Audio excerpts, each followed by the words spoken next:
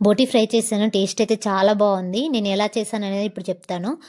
ముందుగా బోటిని మంచిగా వాష్ చేసుకోవాలి. తర్వాత హాట్ వాటర్లో బోటిని వేసి అందులో కొంచెం ఉప్పు పసుపు వేసి మంచిగా ఉడికించుకోవాలి. అది బాగా మెత్తగా ఉడకాలి.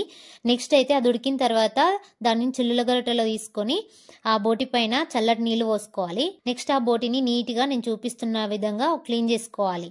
నెక్స్ట్ అయితే స్టవ్ మీద ప్యాన్ పెట్టుకొని అందులో ఆయిల్ వేసి వేడైనాక జీలకర్ర స్పైసెస్ తర్వాత ఆనియన్స్ పచ్చిమిర్చి వేసి మంచిగా ఫ్రై చేసుకోవాలి. ఆనియన్స్ ఫ్రై అవుతున్నప్పుడే పుదీనా కరివేపాకు వేసుకోవాలి. తర్వాత అందులో రుచికి సరిపడా ఉప్పు పసుపు వేసి ఒకసారి కలపాలి. కలిపిన తర్వాత మనం ముందుగా ఉడికించుకున్న బోటి ఉంది కదా అది వేసి మంచిగా మిక్స్ చేసుకోవాలి.